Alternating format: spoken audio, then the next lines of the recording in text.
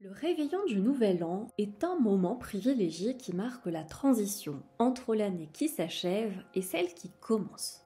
C'est une célébration universelle qui offre une nuit mémorable, que ce soit en famille, entre amis ou au cœur de grands rassemblements sur les Champs-Élysées par exemple, autour de feux d'artifice exceptionnels. Cette occasion festive est empreinte de joie, de réflexion et de nouveaux espoirs avec des bonnes résolutions que la plupart d'entre nous auront rapidement oubliées. Tyrone, un jeune militaire, se fait assassiner un soir du 31 décembre dans des circonstances glaçantes. Nous allons découvrir dans cette affaire une histoire troublante de trahison, de cupidité et de manipulation. Bonjour à tous, ici Morgiane. Accrochez-vous bien car nous allons ensemble mener l'enquête sur l'assassinat de Tyrone Hassell, un jeune homme bien de 23 ans qui, sans le savoir, était entouré des mauvaises personnes.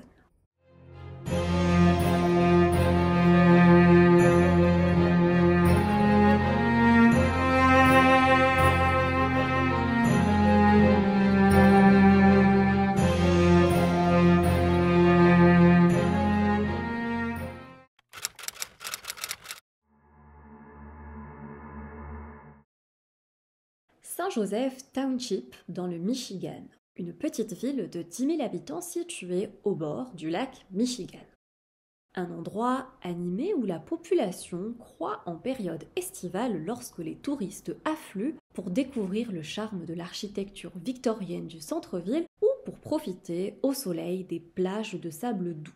Considérée comme une ville romantique, les couples affluent à Saint-Joseph pour y passer une lune de miel inoubliable ou pour célébrer leur mariage.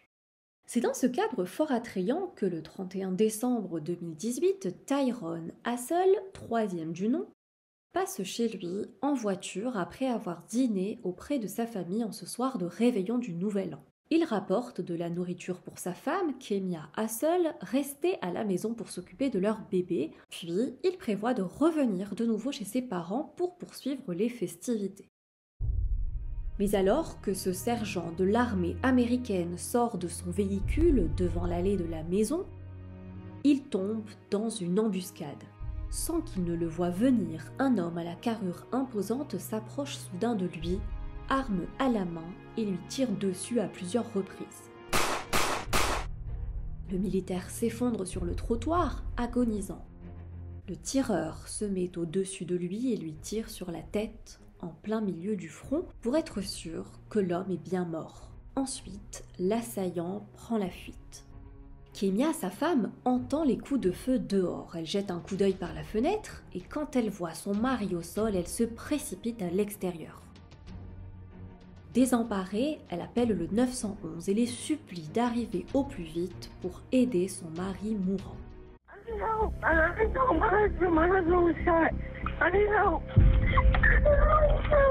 Okay, stay on the line with me.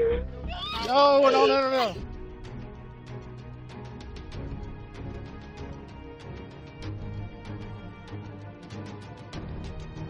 Dans la ville de Saint-Joseph, c'est l'incompréhension qui règne. Qui a bien pu vouloir du mal à cet homme bien sous tout rapport et sans histoire, dévoué à son pays? A-t-il été tué au hasard par un tueur qui a agi à l'aveugle ou était-il précisément ciblé? C'est ce que les enquêteurs vont devoir déterminer.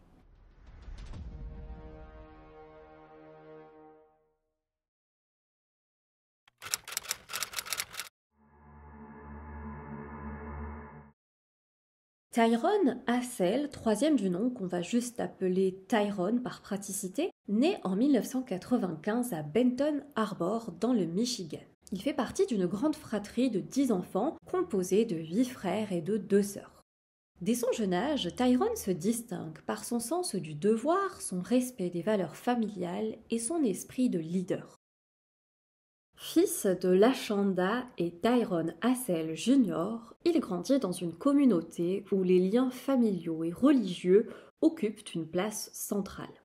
Tyrone est décrit par ses proches comme un enfant studieux, respectueux et travailleur.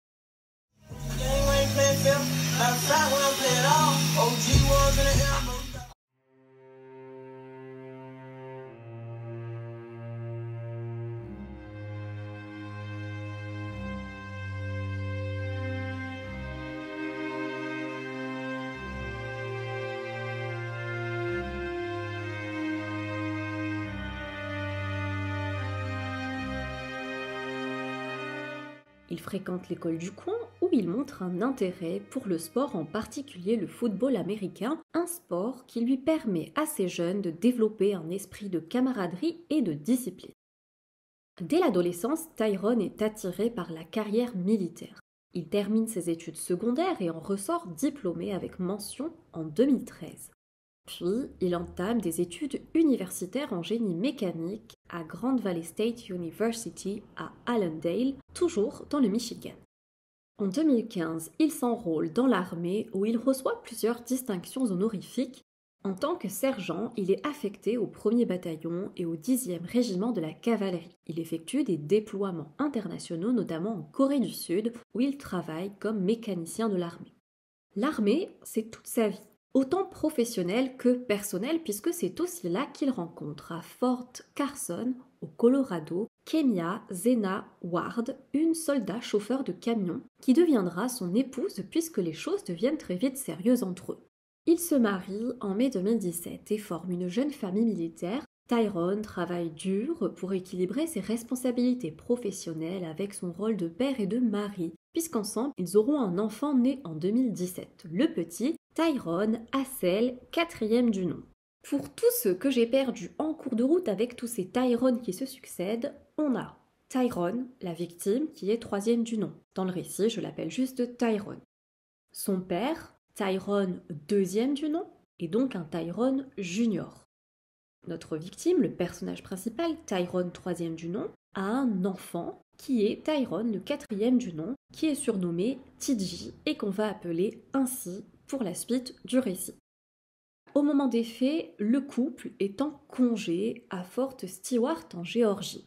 Et l'épisode de la mort de Tyrone que je vous ai raconté un peu plus tôt dévaste complètement Kemia, sa femme qui s'enferme chez elle. Elle ne sort plus et passe ses journées sur le canapé à se laisser dépérir. Alors la famille de son défunt mari l'entoure, l'aide et lui rend régulièrement visite pour lui changer les idées.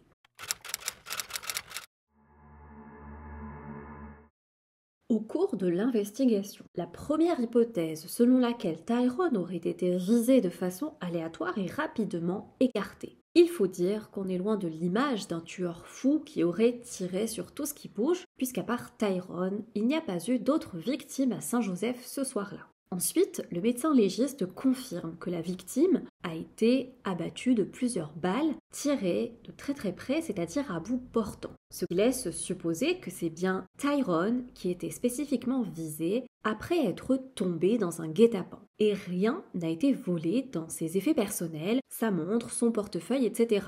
Donc il y a de fortes chances qu'il s'agisse d'un meurtre à caractère personnel venant d'un individu qui connaît ses habitudes et son programme pour ce soir du réveillon. D'autant plus qu'on a un voisin qui dit avoir vu le soir du meurtre un homme fuir à bord d'une voiture noire juste après les coups de feu.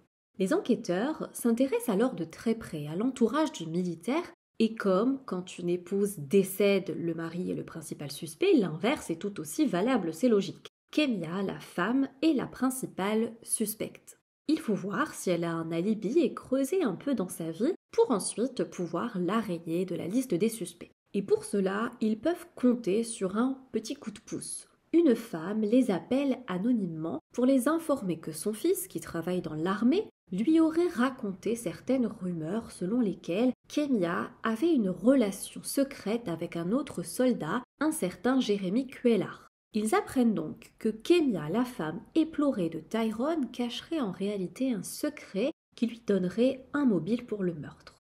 Les proches de Tyrone ne rapportent pas une telle relation. Ils disent que parfois les relations au sein du couple étaient tendues. Comme on le sait, dans tous les couples, il peut y avoir des disputes et des désaccords, mais ce n'est pas pour autant que ça se conclut en meurtre. La famille de Tyrone ne connaît pas ce Jeremy Cuellar. Au cours de l'enquête, les investigateurs vont de découverte en découverte. Ils décident donc de placer le téléphone de Kemia sur écoute et explorent les données numériques auxquelles ils ont accès, échangent de SMS et de messages sur les réseaux sociaux avant le meurtre. Et ils découvrent que la rumeur dit vrai. Au cours de ces missions, Kemia se rapproche de Jeremy Cuellar, un collègue qui est dans la même unité militaire qu'elle et qui en plus connaît son mari. Leurs interactions, initialement professionnelles, évoluent vers une relation plus personnelle et finit par devenir carrément une relation extra-conjugale. Leur liaison prend rapidement un tournant sombre motivé par l'argent et des sentiments d'insatisfaction personnelle, parce qu'ils veulent être ensemble et que Tyrone apparaît comme un obstacle. On a aussi un soldat qui se présente spontanément aux enquêteurs et qui raconte qu'il a une information importante à leur donner. Jérémy, qui est son ami, lui aurait raconté comment il aurait tué Tyrone. Et il sait aussi qu'il y a un autre sergent de l'armée, sergent Goldstone, qui aurait récemment vendu 2 armes à feu à Jérémy avant le meurtre, dont l'un correspond exactement au calibre utilisé pour celui de l'assassinat, un 9 mm.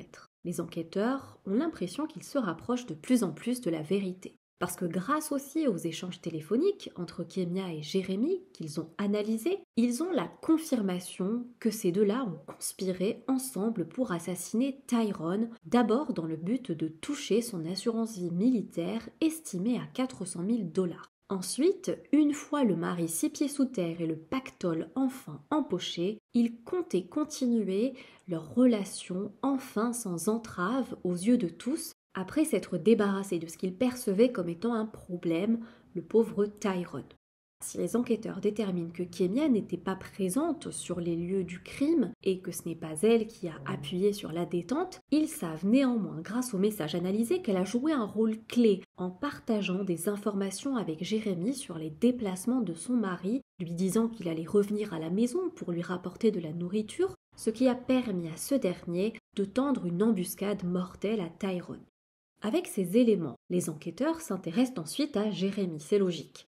En analysant les données de géolocalisation de son smartphone, ils arrivent à le placer sur les lieux du crime exactement au moment même où le militaire se faisait tuer, alors que Jérémy n'habite même pas dans cette zone, donc il ne peut pas prétendre être là un peu par hasard. La voiture de Jérémy, une Chevrolet Impala noire, est alors perquisitionnée et les investigateurs y trouvent l'arme du crime. Avec toutes ces preuves accablantes, le 11 janvier 2019, il est enfin temps d'arrêter Jérémy et de le placer en garde à vue pour voir ce qu'il a à dire. Face aux éléments présentés par les agents, Jérémy ne peut pas nier l'évidence. Il avoue très vite être impliqué dans l'assassinat de Tyrone, et je dis bien l'assassinat puisqu'il avoue lui-même que le meurtre n'a pu avoir lieu qu'après une planification méticuleuse de la part de Kemia, qui selon lui serait la tête pensante de ce plan. C'est elle qui voulait l'argent de l'assurance vie et c'est elle qui lui a indiqué où se trouvait son mari le soir du réveillon.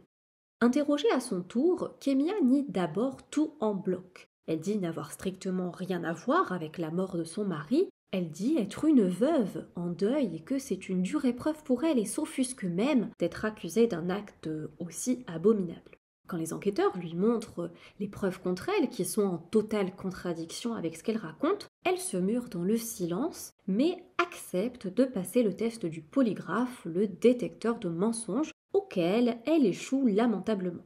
Face à l'évidence de ces mensonges, finalement, elle craque et avoue tout.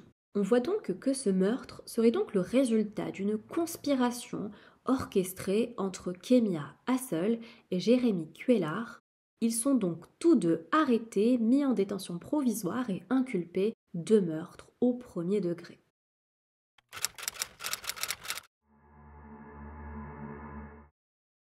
Le procès de Kemia Hassel s'ouvre le 9 septembre 2019. Le procureur diffuse à la cour les enregistrements téléphoniques accablant contre Kemia et Jérémy. Il diffuse aussi des enregistrements d'appels que Kemia a émis lorsqu'elle était en détention provisoire à l'attention de sa maman, où elle avouait absolument tout. Le procureur met aussi en avant le mobile qui est l'argent, expliquant au jury que Kemia voulait se débarrasser de son mari pour avoir l'argent de son assurance vie et pour pouvoir vivre au grand jour avec Jérémy. Le beurre et l'argent du beurre. Jérémy est même appelé à la barre pour témoigner contre Kemia. Bah oui, il sait qu'il va plonger pour le meurtre et ne compte pas plonger tout seul. Moins d'une semaine après l'ouverture du procès, elle est déclarée coupable de meurtre avec préméditation et de complot meurtrier et se fait donc condamner à une peine de prison à vie sans possibilité de libération conditionnelle. En mars 2020, c'est au tour de Jérémy Cuellar. Il fait un plaidoyer de culpabilité pour meurtre au second degré et écope d'une peine de prison de 65 ans minimum qui peut aller jusque 90 ans. D'après les membres du jury, la seule raison pour laquelle les deux accusés n'ont pas écopé de la peine capitale est tout simplement qu'elle n'est pas appliquée dans l'État du Michigan, autrement, ils les auraient condamnés à cette peine sans hésitation.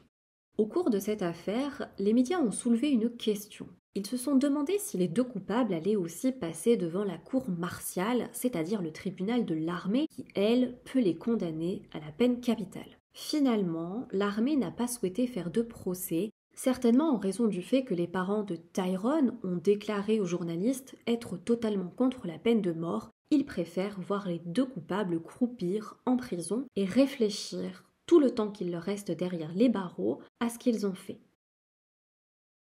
Tyrone Hassell, troisième du nom, est donc mort de blessures par balle, victime d'un acte calculé de trahison ultime et de cupidité. Le tout orchestré par deux personnes en qui il aurait dû pouvoir avoir toute confiance, son épouse et un camarade d'armes. Une trahison pour cet homme qui aspirait simplement à une vie de famille paisible. Après le meurtre de son père et l'arrestation de sa mère, le petit TJ a été recueilli, élevé par ses grands-parents maternels, c'est-à-dire les parents de Kemia. Il s'efforce de l'élever avec amour et de lui offrir une vie stable et pleine d'espoir malgré les événements passés. Ses grands-parents paternels, Ashanda et Tyrone Jr., font souvent des visios avec lui pour garder le contact. Voilà, c'en est fini pour l'histoire du jour, j'espère que vous avez apprécié l'écouter. Je vous invite à me laisser un pouce en l'air, à vous abonner si ce n'est pas déjà fait, et dites-moi en commentaire ce que vous pensez des peines de Kemia et Jérémy. Est-ce que vous trouvez cela normal que Kemia ait pris une peine plus lourde que le tireur ? Kemia a eu, je le rappelle, la perpétuité sans libération conditionnelle, et Jérémy doit faire au minimum 60 ans. Bon. Je ne pense pas qu'il sortira bien jeune de prison, mais en tout cas, il a une petite chance quand même de sortir de là. Nous, on se retrouve samedi prochain 17h pour une nouvelle vidéo. Quoi qu'il arrive, restez toujours sur vos gardes car comme on l'a vu, l'habit ne fait pas le moine. À bientôt.